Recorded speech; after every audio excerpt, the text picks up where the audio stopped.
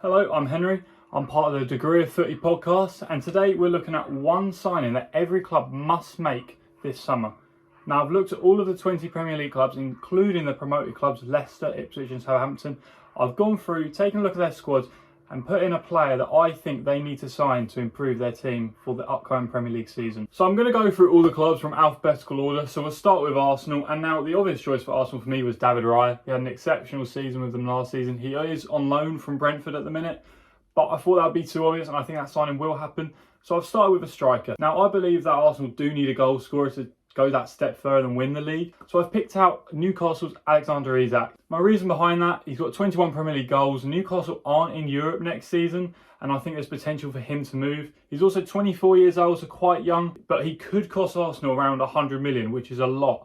But I think Arsenal will have the funds and they will want to get that top level striker to push for the title. So it would come at no surprise if Isak was to leave Newcastle next season and Arsenal was his destination. Now, moving on to our next club, we have Aston Villa, who recently got Champions League football, which is an incredible achievement for them, and Unai Emery has done an incredible job. So I've looked at their squad, and to be honest, I do think it will need some boost. They've got a good core of the squad, but there's the odd position here and there which does need tweaking and will boost them for the Champions League. So I've looked at their right back, and I've gone for Jonathan Klaas. I'm not too sure how to pronounce his name, but I know he's a Marseille fullback. 17 goal contributions he's had for Marseille this season.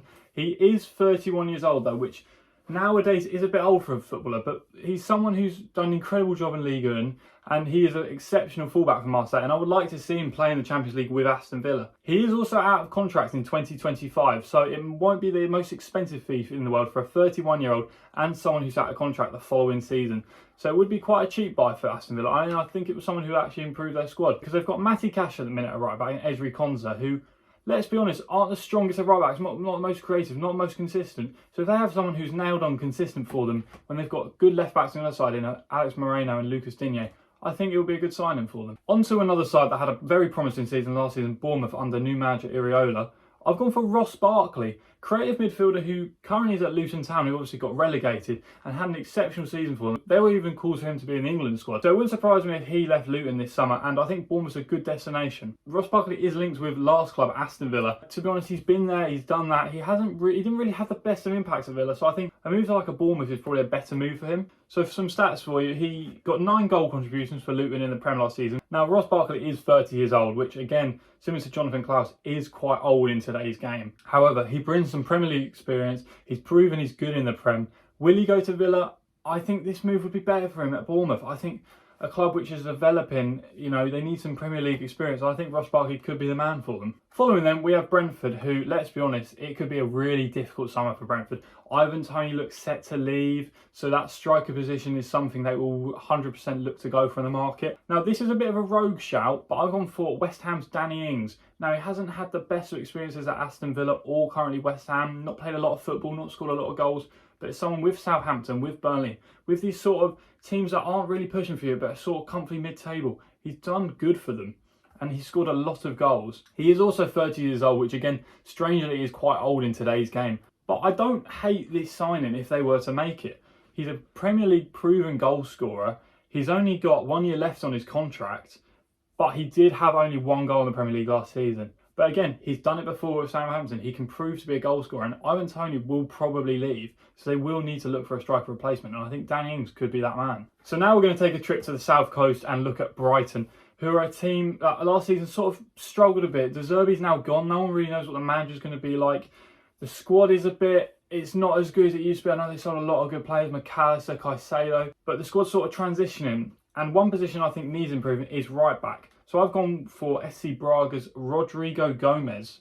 Now, I'll be honest, I wasn't too familiar with this person. I had to do a lot of research for Brighton. I wasn't too sure. I asked a few friends who are Brighton fans who they thought they should sign. But I have gone with right back Rodrigo Gomez. Rodrigo Gomez is a Portuguese right back who currently plays for SC Braga. Spent last season alone in Estoril Praia, I believe. I'm really sorry if I've mispronounced it, any fans out there. But he had 14 goal contributions from last season at right back. He's a young right back. Brighton like these sort of young developing players. We know Tony Bloom likes to work with youth. So I think a young right back like Rodrigo Gomez would be a good fit for Brighton. He's also a Portuguese under-21 international with 14 goal contributions in the Liga Portugal last season, which is very good. And for me, right back is a position that Brighton needs to strengthen in. Tariq Lamptey isn't always fit. Veltman plays it, although I don't personally believe he's an out-and-out fullback. So I think this is a position that Brighton could look to improve this season, and Rodrigo Gomez would be a very good and probably very typical Brighton signing. We're going back into London now. We're looking at Chelsea, and Chelsea are a team who we know like to spend money. They've spent £1 billion in their transfer market in the last few years under new owner Todd Boehly, so it wouldn't surprise me if this summer they went and spent money again. Now, the choice I've gone for Chelsea to improve their squad, I believe, is Bayer Leverkusen's Piero Hincapié.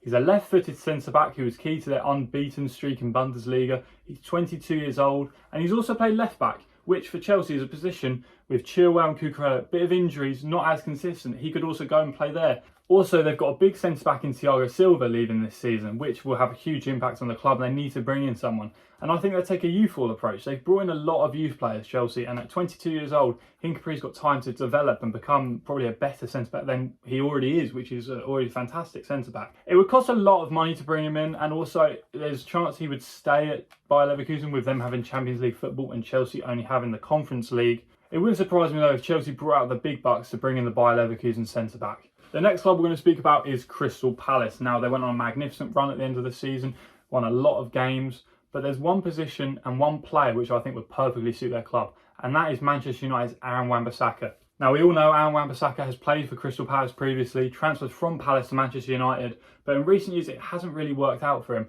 And I believe when Luke Shaw's fit, when Diogo Dalot's fit, Manchester United don't start Aaron Wan-Bissaka. Now, he did play 30 games for Manchester United this season, both at left back and right back. But for the way Olivier Glasner likes to set up Crystal Palace, I would actually play him as a right-sided centre-back in a back three. We all know how good Aaron Wan-Bissaka is one-on-one defensively, and he's not the best going forward. So I think this right-sided centre-back will suit him. He wouldn't be the main guy in the middle. And I think eventually, when he's a lot older, he'll go and play centre-back. He'd still have these wingers one-on-one defending against, but he wouldn't have the responsibility of taking the ball forward. They'd have a right wing-back and a left wing-back for that. So I think he'd be perfectly suited for a Crystal Palace back three. He's also only 26 years old. His contract runs up in 2025, so the fee wouldn't be huge. It wouldn't be that, I think it was around 50-40 million that he went to Manchester United for. It would be a lot less. We could be looking at between 20 and 30, which in nowadays' market is very good for a very decent fullback. Now, from London to Liverpool, we're looking at a very popular player in the Championship last season. In fact, he was the top goal scorer in the Championship last season. We're looking at Sammy Szmodics. He's familiar with the Everton players and he's also very friendly with them. So it would not surprise me whatsoever if he went to Everton this summer. He's also heavily linked with Everton. And to be honest, it seems like a dream transfer for Everton. A creative midfielder who scores a lot of goals. Top goal scorer in the Championship and the FA Cup last season. I don't think much needs to be said about this. I believe this is a transfer that will happen and it probably should happen. Bring a lot of goals to Everton, who already have a solid defence. And this might be a rogue shout, but with Everton's solid defence that they have, if they bring in someone who's going to score a lot of goals, they're going to be comfortable in the Premier League next season. In a few years, with the right manager, with the right development, we could see them pushing up the table. And I think Sammy Szmodics is the man to take them there. Back down to London now as we look at Fulham. Now, there's one player I've got in mind for Fulham, and that is Sunderland's Jack Clarke. The 23-year-old had 15 goals and 4 assists in the Championship last season, was an exceptional player for Sunderland who started off well but didn't end up so well. For me also, Fulham do need a left winger. They've got Willian, who's ageing quite a bit. I believe he's 35, 36, but he's definitely in his twilight years. Fulham are quite well rounded, and another position I thought of was central defensive midfielder, because Paulinho, I believe, might leave, and he is a shout later in this video for another club. But for now, considering the squad they have, I do believe that left wing is a position they need to strengthen, and I believe that Jack Clarke from Sunderland is a great fit, and I think he's Premier League ready. I think he's ready to prove himself in England's top division and maybe push for an England call-up, because I think he's tremendous talent who's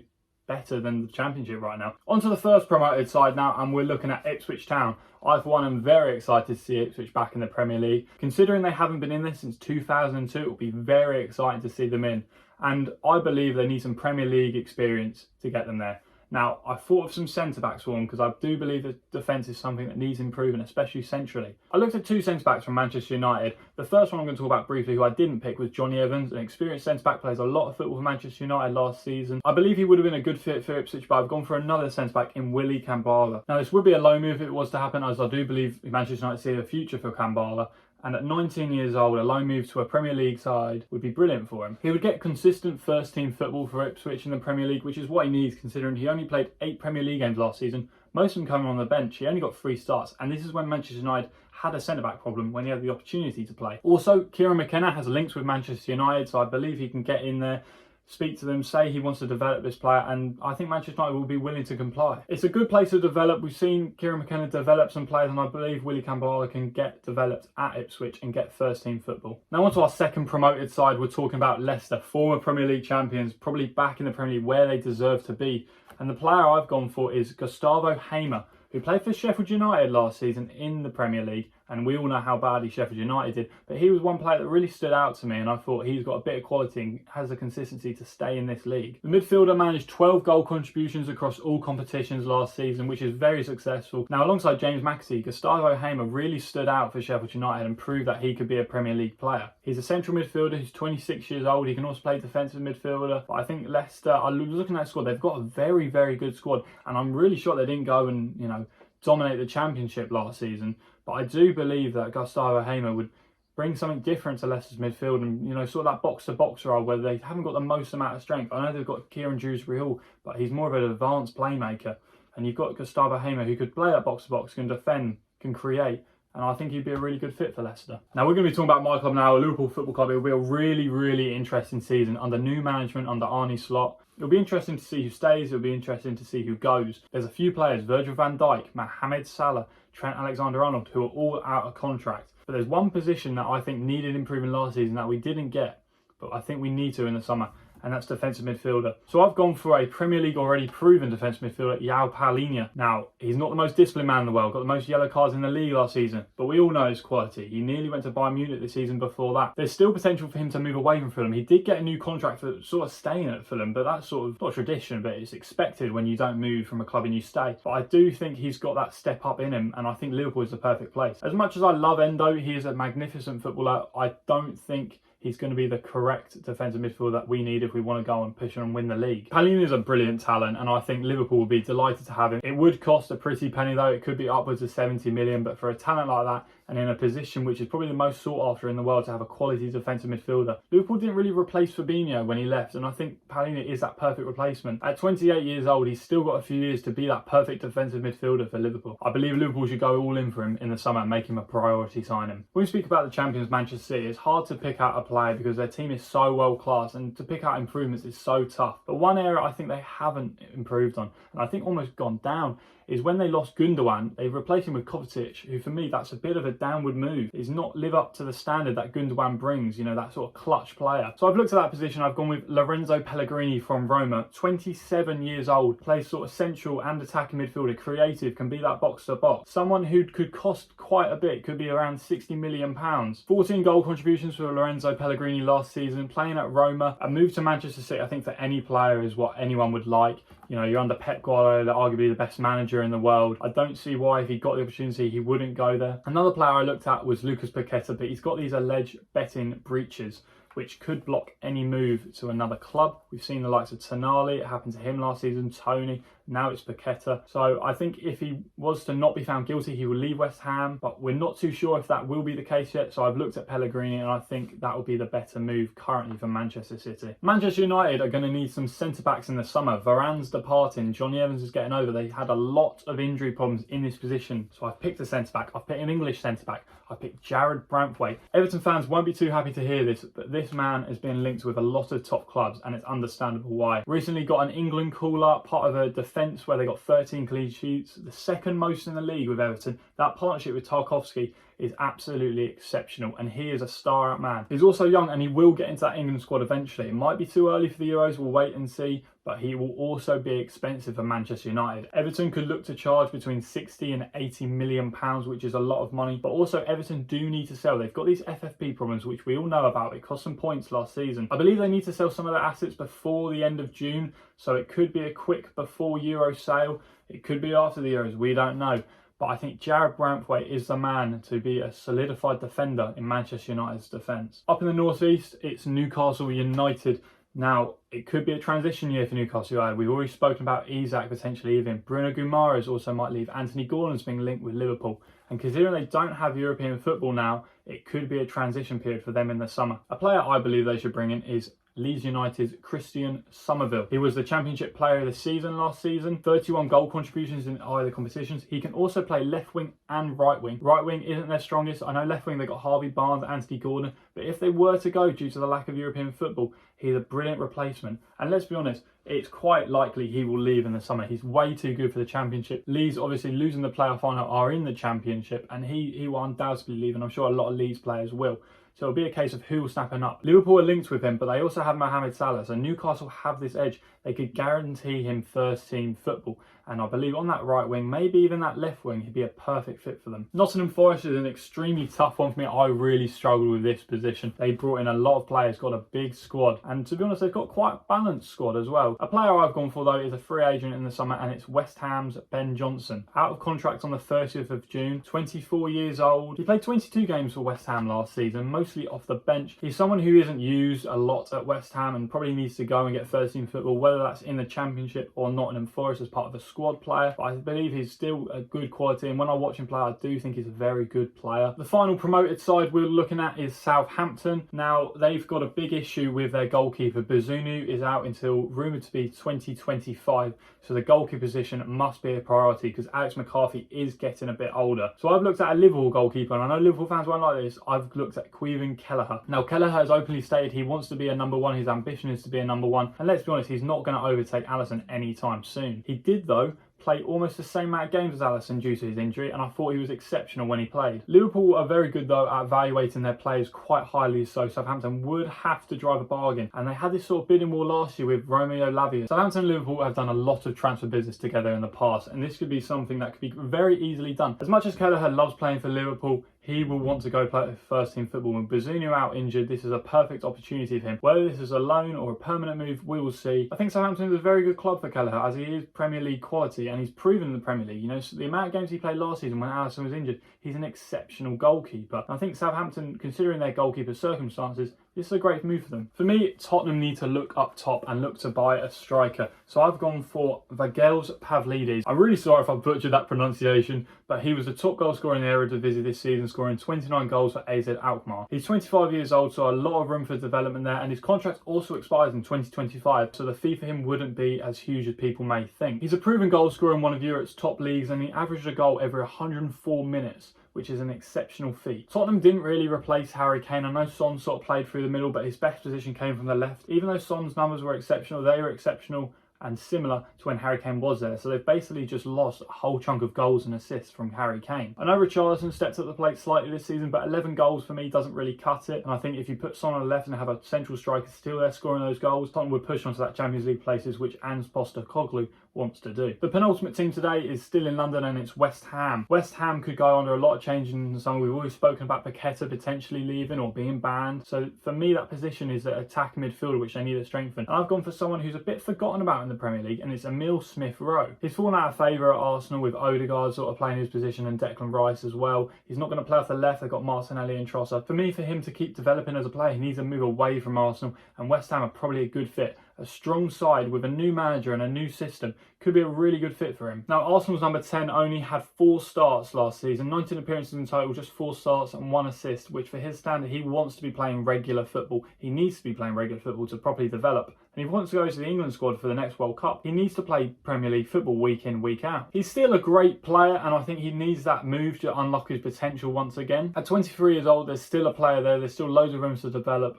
West Ham under Lopetegui, a new manager, a new system. He's got room to properly unveil his potential and become a very top player. Finally, we have Wolves. Now, Wolves, I did struggle, I'll be honest, but I have looked at a centre-back for Wolves, and I've looked at Hull City's Jacob Greaves. Jacob Greaves was Hull City's player of the season last season, and they narrowly missed out on playoffs, coming 7th, but he was exceptional, played 43 games in the Championship under Liam Rosina last season. He's also only 23 years old and is a left-footed centre-back, which nowadays is quite rare, but also very sought after. To go alongside this, he had 6 goal contributions at centre-back, which is very impressive from any standard, and I think he needs that step up to the Premier League now, and I think Gary Neal is a perfect man to develop him. I've actually been to Wolves versus Palace this season. I sat in the press box, I listened to Gary Neal's interview afterwards. I thought he spoke very well, and the way he spoke about his player. Sort of gave me a lot of confidence in him from like an outside view in. After a successful season with Hull City, I think Jacob Greaves needs that step up, and I believe he will get that step up, and I think Wolves is a perfect place for him to begin his Premier League career. So that was one player that every Premier League club should sign. Thank you very much for watching. If you enjoyed that, let me know. If you think there's players I missed out or other players that you suggest,